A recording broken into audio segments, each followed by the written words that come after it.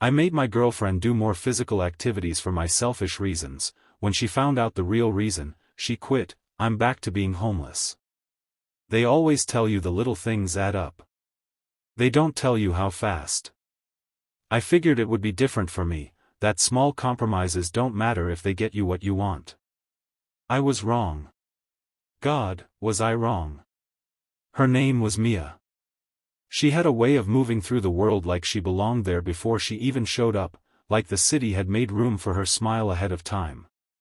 She worked at a bookstore full-time and tutored kids as a side hustle. She was kind with money because she'd learned early to stretch it. She ate like somebody who loved her body and trusted it, the kind of woman who'd pick a salad and actually enjoy it. I liked that about her.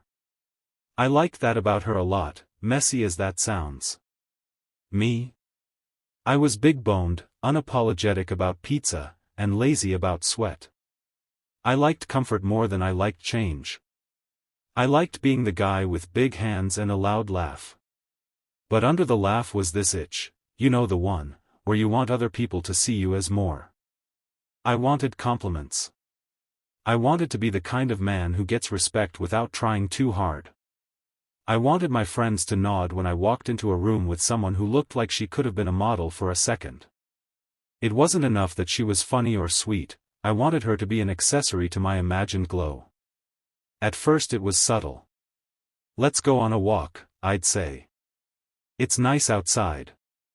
And we would, and I'd enjoy the walk too, the warm coffee in my hands, the smell of wet pavement. But little instructions crept in. Hey, let's try a new workout class, they have music. You should try running with me sometime. I'd frame it as concern, as partnership, as something we'd do together. That's the thing about selfishness, you dress it up in language that sounds like love. I didn't work. Not really. I hustled here and there, a delivery shift, an app gig, nothing steady. Mia put a little into groceries and rent. It never felt fair to me. I measured her contribution in the currency of my appetite and my comfort, and I decided quietly that she could tighten up so I wouldn't have to. I started to talk like someone with a plan. If we cut out the extra snacks, we'll have more cash, I'd say over takeout I definitely didn't need. If you run a few times a week you'll feel better. She trusted me. She trusted me because she loved me and because I had a way of making things sound like team decisions. The push became a habit. Week after week I congratulated her for skipping desserts, for taking her lunch instead of buying it, for joining a yoga drop-in. I made her playlists for early morning runs. I bought a cheap pedometer and said, let's beat our steps. I praised her when she refused the second helping. I was good at praise. No one praised me like I praised other people for doing right by me. It made me feel holy in private. But there was a seam in all of it. I wasn't really doing the sacrifice with her. I'd eat the big dinners I wanted later, or I'd make sure the expensive snacks disappeared without telling her they'd been finished. I'd lie about how full the pantry was. I would point out that she looked great, quicker than I'd pull my wallet out. I also started nudging her schedule gently, you should go to that early shift, mornings are quiet and you'll get more time to run. Why don't you bike to the tutoring gig? It'll be good exercise. Little nudges that sounded like growth but were really me asking her to become a different person so I could be comfortable with a smaller grocery tab and other people's impressed faces. She got leaner. She got stronger. People noticed. Guys in the neighborhood who used to ignore us now joked and called out compliments. My chest puffed up a little, it's ridiculous to admit, but it's true. I'd listen as friends talked about my discipline like I'd carved the effort out of stone. Nobody knew I'd half-driven the chisel by suggestion. It started to go wrong the day she came back from a doctor's appointment holding a list of tests. They found a little anemia, she said. Nothing huge, but they want me to cut the extremes and get proper food. I guess I've been missing iron sometimes with the way I've been cutting calories. Her face was quietly worried. I smiled and said all the right things, we'll fix it. I'll cook, iron-rich meals. We'll get you on a plan. Inside I had a fizzing panic I didn't know how to name. For a second, I thought, not aloud, if she eats more, the groceries go up. Selfish thought. Bad thought. Then I smoothed it over with words. We'll handle it. The problem with selfishness is that it breeds a second kind of selfishness, the need to control perception. If Mia's weight crept up even a little, my image, the image I fed to friends, would sink. So I did the thing cowardly people do, I doubled down on subtlety. I encouraged stricter meal plans. I suggested meal prepping, but secretly I'd throw out the larger portions I thought would be unnecessary. I started switching labels on cans just to make snacks disappear, small thefts so tiny they felt imaginary. I'd tell her, in the gentlest voice, to skip the late-night fries and then order the same for myself and hide it in the back of the fridge. It made me feel like a magician, tricking the world to show me as the prize. All of this I wrapped in care talk, for your health, for us, for the future. I didn't hear how dangerous those phrases sounded when you put them next to a purpose like mine. She was up for anything. When she came back from a spin class flushed and laughing, I'd grin and say, "See? You love it." When she measured herself and joked about toning up, I'd make a show of being impressed. But the coercion was in the small omissions, telling her the pantry was low when it wasn't, throwing away snacks, subtly making exercise the default for time we could have spent together. I convinced myself I was helping, a classic mind trick. The brain is a sales pitch that convinces you to be the hero. Then the day came she called me out. It wasn't dramatic. It was a text, "We need to talk. Tonight." Her tone was nothing like the early days. When she opened her mouth to speak across the tiny table in our kitchen, her words clipped like glass. "Why would you hide food from me?" she said. Just that, not the coloring of accusation I expected, not the scream. Just the question. I swallowed a laugh that didn't belong to me and pretended surprise. She had found receipts in the trash from an online order, an order placed under my name for a big bag of snacks I'd lost. She had found a note from a neighbor, "Saw you take out groceries early," and the neighbor's kindness in pointing it out. She had the tightening evidence of things I'd thrown away or moved. Small things. Evidence for someone who was paying attention. I tried to talk my way out. I tried, "It was for your benefit. You wanted to lose weight. I wanted you to be healthy." I rolled the old scripts over my tongue like coins, trading them for smoother lies. She looked at me like someone reading a stranger's handwriting on a page she once wrote on. "You lied," she said. "You were making choices for me without asking me." Her voice was quiet, but it cut deeper than the loudest fights we'd had. I remember the look on her face when she said, "I trusted you." Not the anger, not the theatrical cry, just that small, clean astonishment, "I trusted you." Maybe that's worse than fury. Fury you can fight. Trust broken is an absence you walk through like a dark room. She packed a bag. She didn't argue. She didn't pound pots or call names.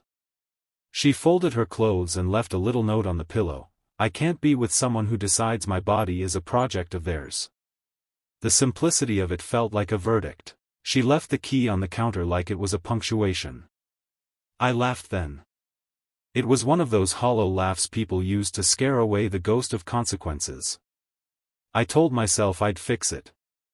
I told myself she'd come back because she always did in those small dramas we fed each other. I called Marcus. He said, "Dude, just talk to her. Buy her flowers." Marcus had never learned to carry the weight of other people's mistakes. He thought reconciliation was a transaction. But she was gone for good. The landlord sent a formal notice a week later, "Unauthorized occupants?" No. But the rent was late and the documentation was messy. The landlord had a low tolerance for drama because drama costs money. They put a notice on the door one morning while I was at the corner coffee shop trying to think. I came home to a cardboard box on the stoop with a handful of my things and a printed statement, "Please vacate." The first night on the street is a kind of shock you can't rehearse for. I'd slept under roofs, in couches, in friends' cars, but never with all the public things associated with being homeless, the lostness of routine, the way your possessions condense to what you can carry. For a while people felt sorry. Then they felt meow of a moment curiosity, then boredom. Life is great at finding ways to forget you once you become inconvenient. I tried to explain to friends. Some listened. Most didn't. "What did you do?" they asked, more hungry for gossip than for truth. I gave them a version of the truth they could swallow. I pushed her into being healthier. It got out of hand. That's the diplomatic version. The real version is uglier. I manipulated the woman I loved so I could look better next to her, so I could save on groceries, so I could brag. I'd taken a person's life, small thing by small thing, and made it about me. Shelter life teaches you how many ways people fall apart. It also teaches you how many ways people try to hold pieces together. I found myself volunteering at the community kitchen because the work made me feel less useless. I learned to chop onions without crying. There's a kind of penance in doing menial labor to feed people you've wronged in spirit. There were court papers later. Mia had filed for a restraining order in the heat of it, not because she was scared for physical violence but because she needed distance, a legal space to breathe. I sat in a room with a social worker and said I was sorry. It felt thinner than air. People, strangers, gave statements about what a jerk they used to think I was at the bar and what a liar I had become. I sat through legal procedures like someone watching a sun go down through a window. At the end the judge signed a formal thing and said, "You are to have no contact." That was it. A signature.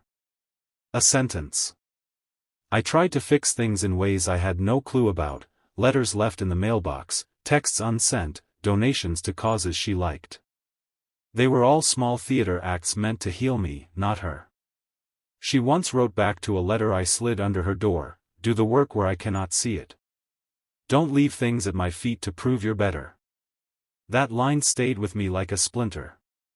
The hardest thing wasn't the court, wasn't the lost apartment, and not even the nights shivering on a bench.